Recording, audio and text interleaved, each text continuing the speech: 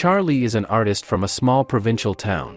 He has a conflict with the local real estate developer Hammond, who considers this town his own, is not a stranger to dirty business practices and does not understand why Charlie is dissatisfied with something, despite his father was involved in murky schemes. Charlie had an affair with Sharon, Hammond's daughter, but they broke up. Sharon thinks the reason is Charlie's relationship with her father, but it's not that simple. Charlie suspects that he's become a werewolf who loses control of himself during the full moon. Of all the classic movie monsters, such as zombies, vampires, ghosts, and other undead, werewolves in movies have hit the ceiling much faster than anyone else.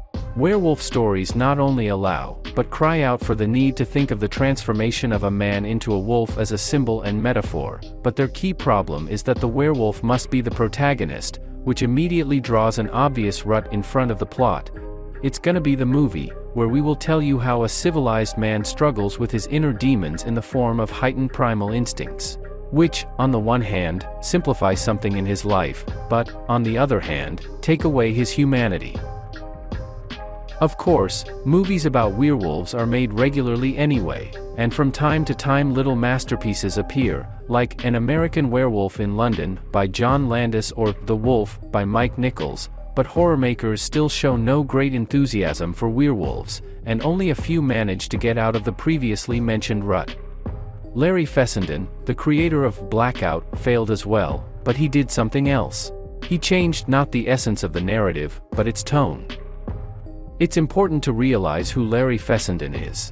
This is not some young upstart who decided to make a name for himself in the now fashionable horror genre, but an experienced and in a sense honored veteran of independent cinema, who began his journey back in the 80s and in the last 40 years has not only created several decent films of his own, but has also appeared as an actor in many cool auteur horror films, from The Battery and We're Still Here, to the criminally underrated Stake Land Dilogy. Blackout is a movie from the same field. It's a pretty tough and brutal horror, but it's made in the style of conversational mumblecore drama, when all the action is based on everyday, seemingly unimportant chatter, from which not only mood is born, but also some meaning.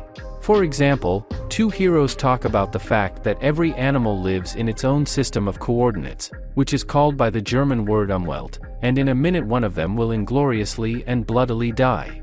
There's a philosophy to it, there's some authorial thought, and Fessenden, as director, writer, producer and even editor of the movie has a very conscious approach to what he does, how he does it and what he wants to convey with it. Just as appealing is Alex Hurt in the title role. He is the son of famous Hollywood actor William Hurt, who himself appears here in photos as Charlie's father. Like his father, Hurt Jr. plays discreetly, but easily engages the viewer and charms with the charisma of a regular good guy with a tough inner core and a clear moral compass, who is trying to get out of a very bad situation.